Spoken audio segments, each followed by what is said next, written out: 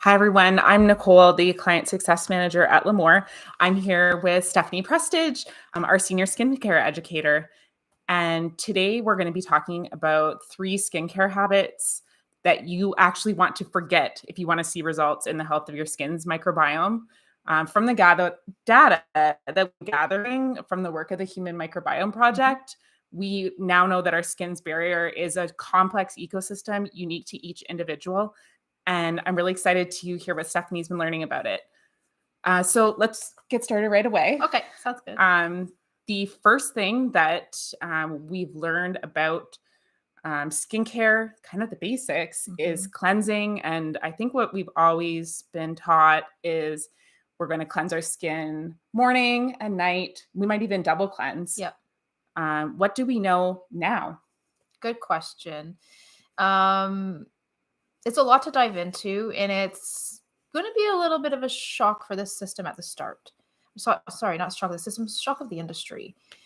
Even in school, we're still taught to double cleanse. We are taught to try to start with, I guess to say, a clean canvas. Okay. And that way we would then layer ingredients on the skin. However, we have to stop looking at it as a completely clear canvas and understand that we have an entire ecosystem on our skin that's supposed to be there and stay there.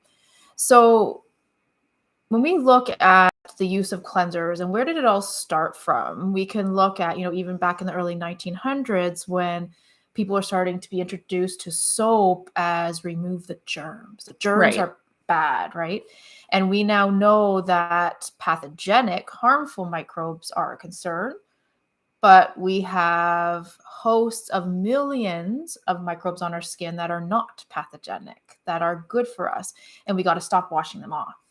So now in the industry, we need to focus more on wash if we have to remove something. Okay, so instead of that twice a day cleanse, we're going to be doing something different instead? Yes, water instead. Okay. So if you have things on your skin that need to come off, like makeup, you put makeup on your skin, you don't want that on while we sleep. Sunscreen should come off. Or let's say there's a time that you had to put an ointment on your skin that's an occlusive base, which means it's meant to sit on the skin and not go in. You want to wash that off. Okay, we'll use a cleanser for that. But one cleanse will get that all off. We don't have to double cleanse. And if we don't have sunscreen on our skin, we don't have makeup on our skin, use water. Warm water, not too hot, will remove everything off of your skin that needs to come off of your skin and stop taking off what is supposed to be living and staying on our skin.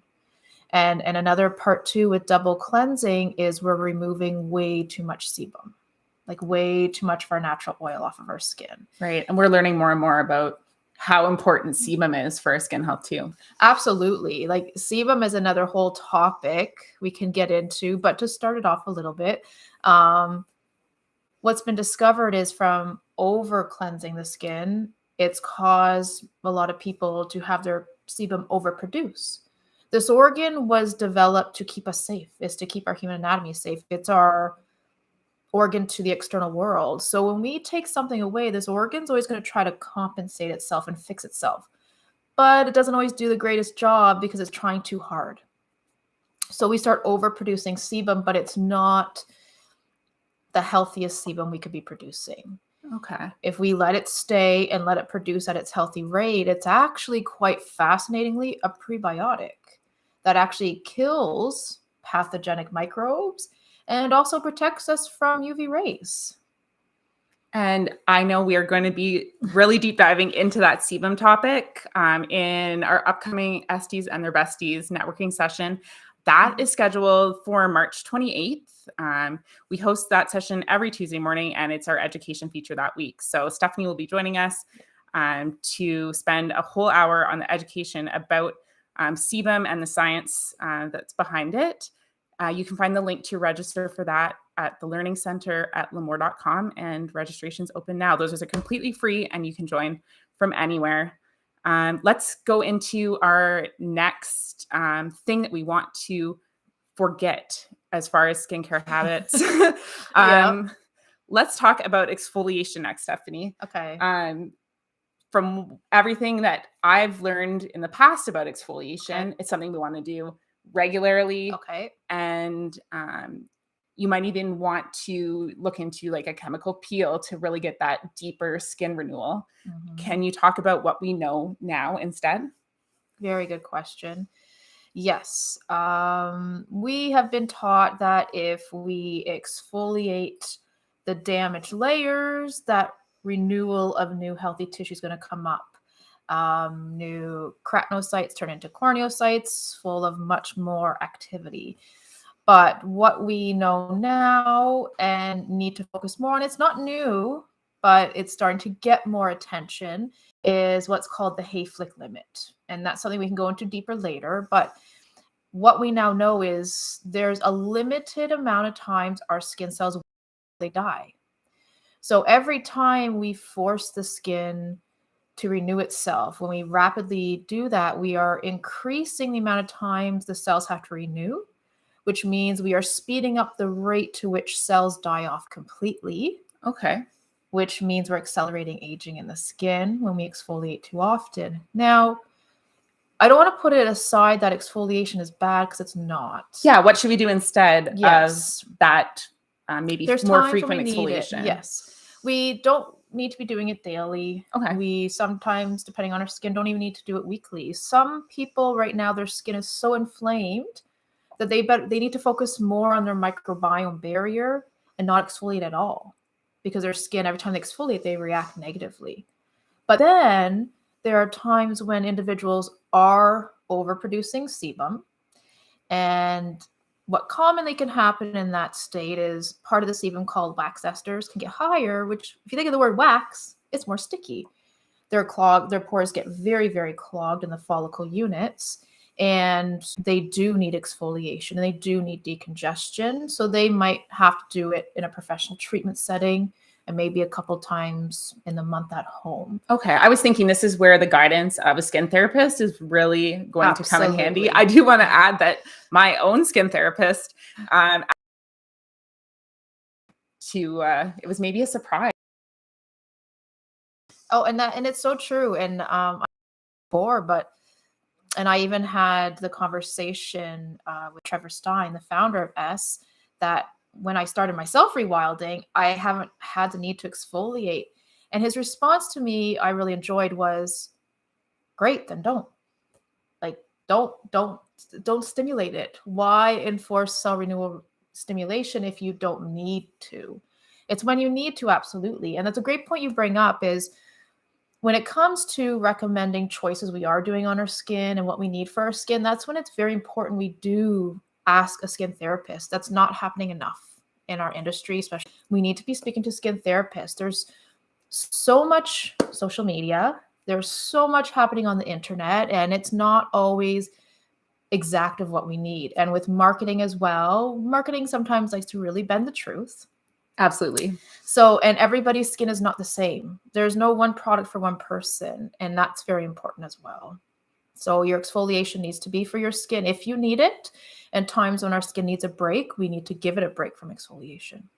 And I think that really fits in with what I mentioned earlier about what we learned from the microbiome project and our skin's ecosystem being so unique. Yes, each person's unique. And that's the fascinating part too, is even in our sebum structures, it is so complex, and sebum's worth its weight in gold, quite honestly, because you can't actually, you can't mimic it and make it the exact same in product formulation. We could try to help it. We can use oils to help it and try to help our sebum get healthier, absolutely. But you can't replace it completely. It's too diverse, and every person is actually a little bit different. It's not the exact same in everybody. I know I'll be taking notes during your presentation on the 28th. And Stephanie always gives us really good instructions on when we need to take notes, which I love about her teaching. Let's talk about the third thing you're going to forget from your skincare habits, and that's preservatives. So it's been a common view that we need to have preservatives in skincare products, and that we wouldn't want to have any living microbes in a skincare product for safety. Can you talk a little bit about what we know now on the topic, Stephanie? Absolutely. It's very complex. And I also, before we get deep diving into reducing them, preservatives still can be important. Okay. And of course, the purpose is to prevent, like, I know yourself, you probably never want to open up a jar of your cream and it smells really bad and it's growing mold. Like there's green foam growing on the top of it, or no, exactly. Nobody does. Like food, same thing with your skincare. Yeah, we don't want it. So, but the challenge we're seeing though in the industry is too much of a preservative body. Okay. Too much preservatives going in can also affect skin health and cause a lot of skin irritation and inflammation.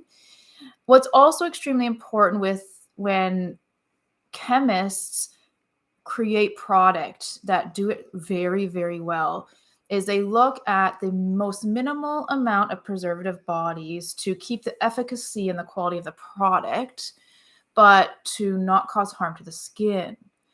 What also plays into this is the pH level of product. Our surface of our skin is acidic, so that means the product needs to be acidic. But we still do find things of alkaline bases that are really stripping the skin, stripping our microbiome down, causing sensitivities, breaking down the barrier. So there's both of those play very important. Now, we now know that microbes are good. They are part of us as human beings. They're actually a bigger part of us than our DNA cells. So we actually need it in product formulation. So when we look at prebiotics or postbiotics, those formulations can still have a very mild preservative.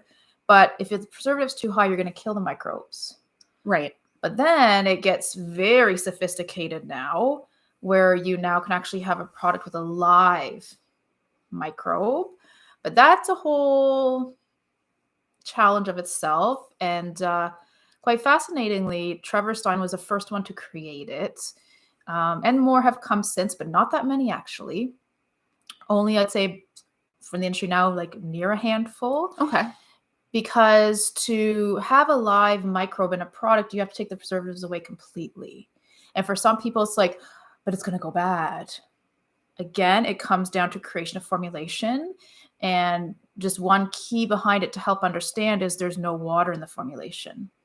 You have to take water completely out of formulation to allow this to happen. And if there's no water in the formulation, there's not need for preservative bodies necessarily. And also because with a live, you kill it. Like the preservatives would kill your product formulation, right? So it gets very, very sophisticated, very, very technical. It can be done. It has been done since 2015 and still very successful to this day. But it takes quite a bit for people to wrap their mind around that idea that product can be created preservative. I think that topic of the live probiotic is one we get for a future broadcast of this series. We are planning to host a live here on YouTube every Friday afternoon. And if you follow our page here, you can get notified when next time we go live.